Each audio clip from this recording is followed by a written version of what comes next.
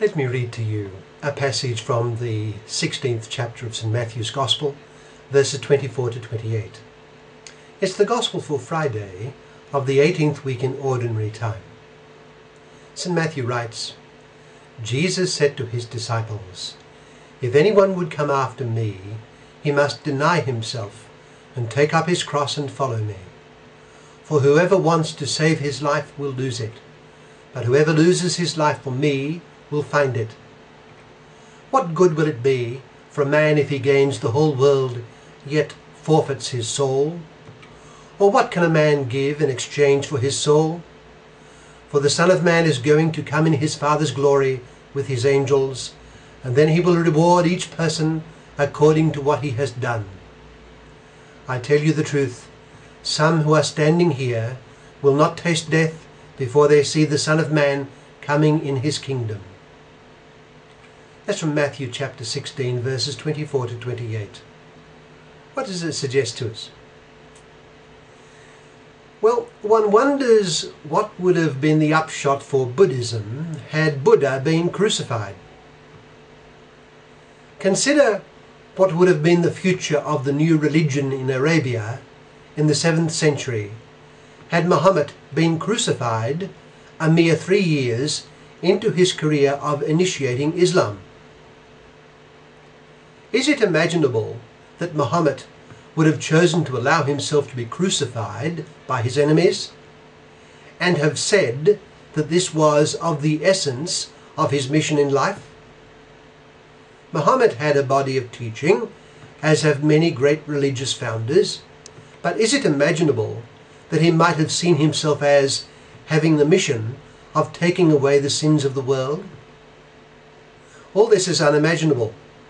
Questions like these help us to perceive the radical originality of the Christian religion. The person of Christ is radically original in that this man Jesus claimed to be divine and backed up his claim not only with an original revelation but with miracles that have not been equalled. Did Muhammad ever cast out a demon, let alone very many of them? Did Buddha or Muhammad or Zoroaster ever raise a person to life from the dead? Did any of them stride across the surface of a turbulent inland sea? Did any of them calm a raging storm at a mere word? Can we imagine one of these great founders going forth to accept death willingly as being central to his mission, having stated how long he would be dead and buried, and promising to rise from the dead and to come back to speak to his disciples? And Christ actually fulfilled his promises in these respects. By his own power, he came back from the dead as he promised. Can we imagine any one of them speaking of God as Christ did? The man Christ claimed to be God, not God the Father, but God the Son. His enemies understood this. Who on earth would or could have imagined the doctrine of the Trinity, of there being only one God but 3 divine persons, each of whom is this one only God? The person of Christ was radically original in the history of mankind. His mission was radically original, and his teaching was radically original. Who is on a par with him in sheer holiness? There has never been anyone like Jesus of Nazareth. The glory of the Christian is to have discovered the person of Jesus Christ. This discovery, though, must be translated into action. The tragedy of the Christian is not to have thrown in his lot with Jesus Christ to such an extent that he loses everything except Christ in the process. What is truly tragic is when he does not throw in his lot with Jesus Christ at all, and so keeps everything except him. He is a nominal Christian, a Christian by name only, keeping to what he and the world perceives to be safe, the safe side of things. I remember, one boy who hoped to be a priest someday. He had a favourite uncle who was always cheerful and good to him. He liked and admired and loved his uncle. His uncle heard of his ambition some day to be a priest, and he immediately tried to dissuade him of it. He told him it would be a waste of his life, a true waste. The good things of life would be lost: family, career, possessions, and the kind of achievements that matter. The boy went on to be a priest, and was forever grateful to God for his calling. He always remembered his uncle's advice and the worldliness that it manifested.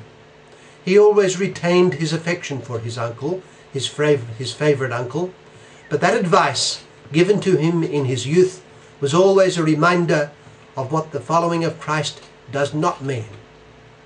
It does not mean keeping back what Christ is asking for. In our gospel today that I read, Christ asks for total dedication to his person and to his teaching. As we heard, Jesus said to his disciples, "If anyone would come after me, he must deny himself and take up his cross and follow me. For whoever wants to save his life will lose it, but whoever loses his life for me will find it." What good will it be for a man if he gains the whole world, yet forfeits his soul? Or what can a man give in exchange for his soul? They were the words we heard. There is no one comparable to Jesus Christ, and for this reason he asks for a dedication no other religious teacher has ever asked for. He asks that we love him with all our heart, soul, mind and strength, and that we express this by obeying his commands. We are to love and obey him just as we would God. What will help us in this great project of being a true Christian is the thought of the judgment of God. The day will come when life will be over and we shall appear before the judgment of God. Listen to what Christ says of this judgment, both the individual and the general judgment.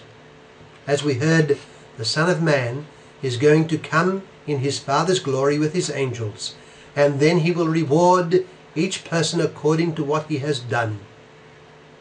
Life is short and eternity is long. The key to a blessed eternity is the generous following of the person of Christ. So then, now I begin